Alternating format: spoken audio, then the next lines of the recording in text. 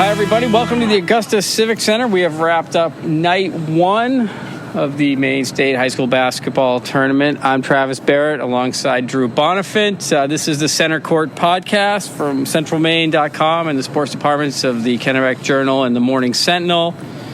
We had a busy night tonight, actually. We started off with Class A North girls. The first game right out of the gate, we get the first upset. Number 6, Skowhegan beats number 3, Messalonsky, 57-40. Then we went, the seeds held after that. Number 2, Gardner beats number 7, Madomic, 58-30. Number 4, Lawrence just survived kind of a weird first half. They beat number 5, Erskine, 48-41. And then Hamden, top seed, two-time defending regional champion, 66-29 over number 8, Nokomis. Drew, I don't know. What kind of jumps out at you about those 4 games? Well, aside from that upset in the first game with Skowhegan winning, not only did the seeds hold after that, you didn't get that normal high seed that just kind of comes out a little flat, and you get that 6, 7, 8 seed kind of hanging around. Gardner took care of business in that Madomic game. Hamden took care of business in that Nokomis game. Early, both those teams early, like right out of the game. Right out of the game. Didn't give them any chance for hope and everything. And maybe that's a statement on just the distance between the top seeds and the bottom seeds, maybe more so this year than years past. But I just think that was a good example of these teams being focused right from the start. It sounded like we talked to players for both Gardner and Nokomis, or Gardner and Hamden rather, and they both emphasized that their coaches and they amongst themselves stressed, let's get out here, play fast, get going strong, and not be getting to halftime and wondering when we're going to find our stride. Yeah, for sure. Elsewhere around the state, it's a busy night. We kicked it off in style for sure. Definitely busy. Class B North girls, a couple of local teams in action. Number 3, Presque Isle, a 53-46 winner over number 6 Winslow up in Bangor. And then number 2, Waterville, easily handled number 10 Ellsworth, 65-32. On the boys' side up there, also Class B North, Ellsworth, a 58-51 winner over Winslow, and Washington Academy, a 56-45 winner over MCI. I believe Washington got out to a big lead early in that one. MCI kind of fought back in the fourth quarter, but couldn't get all the way back. And then down in Portland, Class B South boys, top seed Maranacook survives the scare from number 8 Freeport. We said number 8, 59-57. Any thoughts there, Drew? No? Great. We're out of here. Have a great night. Specifically with that B South game with Maranacook, it was kind of thinking that Maranacook was clearly the favorite of that field, or was a really daunting team in that field coming in, and it might still be. But I think this game is probably a sign that they're going to have more of a fight on their hands than maybe some people might have thought. They get a Lake Region team coming up next to actually beat them during the season. So it seems like the message has been kind of delivered from the get-go that if Maranacook does go deep in this tournament, they're going to need to dodge some hurdles along the way. This isn't going to be them going through this tournament as easily as they went through their largely KVAC schedule this year. Yeah, I totally agree with that. Back here to the Civic Center tonight in Augusta, Class A North girls, I think one of the things that I really liked about what I saw from Hamden and Gardner in particular, we just touched on it, is how unfazed they were by the moment. Yeah. I feel like coming into the tournaments, every year, coaches and players talk about the atmosphere and the environment. We can't get caught up in it. We have to treat it like it's just another game. And invariably, there are one or two of those, top-seeded teams in some tournament, in some bracket. It doesn't matter if it's A, B, C, or D. That for whatever reason is completely, you can see it physically overcome by the moment. Yeah. And both Hamden and Gardner tonight looked like they were playing in it could have been a preseason tournament game against a team, a Mountain Valley Conference team. Yeah. And it's just like, okay, we're going to win. We're just going to go out and do our thing. And it bore it out. I think at one point, Gardner did score 19 of the first 21 points in that game. Hamden was off and running right off. It was 43-8 at halftime of that game. So clearly Mike Gray and Nick Winchester, the coaches of those two teams, have got something figured out on how to get a team prepared to come play here. Yeah, and I think it was, especially on the Gardner side, it was it was kind of telling that Bailey Poore, one of the more veteran, poised players, or experienced players at least, was the lead scorer there. That may have been kind of in a case of an established player taking the lead in that case. But you're right. It's and when we talk about teams coming out and being a little taken by the moment, we're not talking about these big drastic things, falling behind 20-2 or something. Right. It could be as simple as you come in and you just the perspective on the basket's a little different. You heave up 3 shots that aren't particularly close. Next thing you know, you're looking at the score and you're down 8-2, and that could be enough to kind of just get in your head. It doesn't need to be something big. It could be just a little thing.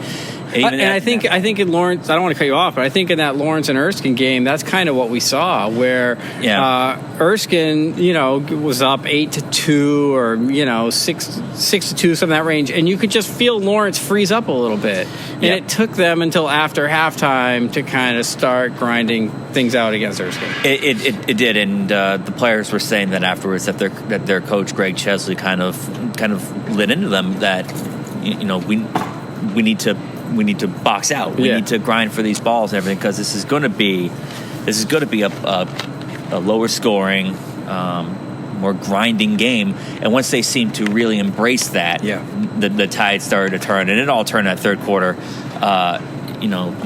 Erskine only scored 3 points in that third quarter, and a lot of it was just shot. They just weren't shooting well. It was poor shots. It was just a poor performance from the field, but Lawrence also kind of forced that with some of their defense. And everything seemed to turn in that third quarter. What was a close game became Lawrence pulling away. I think what's interesting, if I compare and contrast Gardner and Hamden in their 2 starts, Gardner hadn't been out of the quarterfinals here in 4 years. Mm-hmm. So you could understand if they'd had some jitters and weren't quite sure how to react to being a number 2 seed, a 15-3 team coming in here. Hamden's been here. They've won the last 2 regional championships. They've won a state championship. They've got a lot of kids that have played roles for them. And their team's a little bit different this year. We're not supposed to say the Bailey Donovan name anymore. Apparently, we're supposed to put the kibosh on that because it's been a year now and she's graduated. That 6'3" center that seemed to just command so much presence for them. But they've been here. Yeah. And we talked to Nick after the game a little bit, and he said as much. Like, he doesn't think the background or the atmosphere has as big of an effect on his kids because they've done it. But Gardner, I asked Mike about, and he finished my question for me. I said, some teams talk the talk, but they can't walk the walk, and without missing a beat, he's like, and we came out here and did it. Yeah. I think it's just a makeup of that team. I think that team is just a group that's not really phased by the outside elements, if you will. And I wonder how much that comes from the confidence that they have. They have such a difference maker in Lizzie Gruber, the freshman center for them. And if that just adds that little peace of mind where it's like, okay, we don't need to come out here and be perfect to win these games. We have some margin for error because we have a player who is just very, very difficult to match up against. And if that just allows people or allows her teammates just to kind of be a little more at ease, go out and play their game and not feel like it is on my shoulders to really to really deliver an A+ game in order for us to win this game. While in the past, when they've played games as a 5 seed playing a 4 or as a 7 or 8 playing a 1 or a 2, they knew they weren't gonna come out of that round without delivering a nearly flawless game. They have more margin. They have more margin for error this time around. It's interesting that you say that because after a regular season win at Erskine, I believe it was on Martin Luther King Day. That would have been the afternoon in January. The afternoon game at Erskine, Gardner won, and Mike and I were talking about their senior point guard, J.C. Stevens. She's the only senior on the team. Not that she's the only senior on the team. She's the only senior on this team that was playing as a freshman. And so she's been part of all 3 of those quarterfinal losses, right? But one of the things that Mike had pointed out about her is that she felt like she had to do it all as a sophomore and a little bit during her junior year. And that this year she's figured out the best way to be a good point guard is get everybody involved. And Yep. if she scores points, great. And if she doesn't, that's okay too. And JC will say that to you now. And I think that kind of runs through that whole team where they do. Every coach talks about you got to trust in each other. You got to believe. Mm-hmm. I think if I'm reading between the tea leaves, we're going to transition to another game here. Watch how I do this, Drew. I think that's why Gardner was successful. I think that's why Hamden was successful. I think that's why Mesolonsky was not successful today against Skowhegan. I watched that team and I just didn't see a lot of heart and grit. And I don't think they believe in each other. I mean, that's a big statement. It definitely looked like the game Skowhegan started fast. Skowhegan was clicking. They found themselves in a hole, and they just didn't have the big pushback in them. I don't know if it was. I don't know how much of it was because Skowhegan kept answering. And so it's one of those things where you feel like you play some pretty good basketball. You go up there, you put 8 points up, and you've only made up 2 or 0 points on the board. You wonder, geez, what do we need to do? Yeah. But yeah, it looked like maybe they kind of started to get a little. They started to feel that pressure kicking in once they realized that it was no longer just a fast start for Skowhegan, but Skowhegan was actually putting them in a hole. Yeah. And they were going to need to, and they were going to. They weren't just going to climb back into the game by the game taking its course. They're going to need to really make a rally. Yeah, that's a good observation. It's tough, yeah. And it was there was no dividing line so much. You just kept looking up at the board and be like, wow, Skowhegan's off to a good start. Well, yeah, is that start still going? And the next thing you know, it's into the fourth quarter. Yeah. And they're up by 10. You go, oh my goodness, this is... Do you wonder I wonder if that's a 7:30 game tonight and not the 4 p.m. first game, nobody's really in the building during warm-ups. There wasn't even any music being played during the first half of their warm-ups. Mm-hmm. I wonder if that game goes different. Maybe. It felt so sleepy. It did, and again, you didn't really feel like we were watching an upset unfolding until the last couple minutes, or last few minutes rather. Yeah, I would think it. You don't.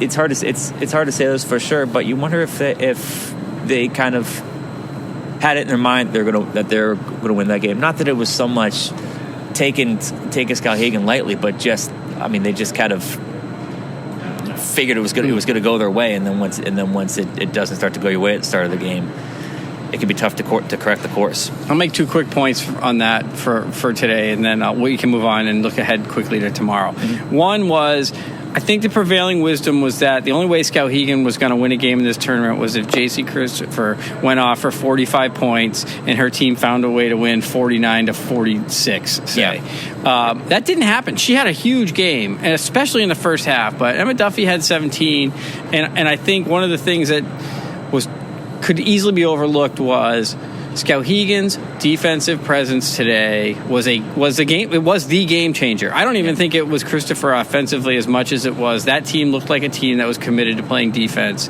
and it worked out. Mm-hmm. My second point is, I think now that we're out of the quarterfinals and what I thought was going to be a super, super chalky bracket, I thought the seeds were going to hold, and like we said, they mostly did.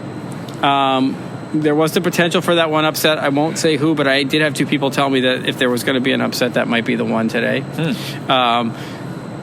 So, having said that, I do think that Skowhegan-Gardner going to be an interesting game. I think it's going to be... Those are 2 teams that want to get after it and play defense. I think Lawrence... They just got to have a better start than they had tonight, and they've got to believe in themselves a little bit to see if they can push Hamden a little bit. I don't know if they can, but I do like the semifinal matchups much better than I like the quarterfinal ones. Yeah, Lawrence can't expect the game to unfold the way it did today against Hamden. They're going to need to be sharp on the offensive end while still playing the defense that they did today. To that Skowhegan point that you said about their defense, who was the first name that the coach Michael LeBlanc mentioned when we were talking to him after the game? How many hours ago was that? It was a while ago, but the very first name he said was Jordan Boone. And he said it was the defense stood out to him. And then he mentioned J.C. Christopher, and he said, we always know we're going to get something. We always know what we're going to get from her. She's always going to score her points. And then he mentioned Emma Duffy, who scored 17. And it's... You said Christopher was their lead scorer, and somebody might look at just the score and say, well, she was the game's high scorer with 29 points. That just confirms what we knew all along.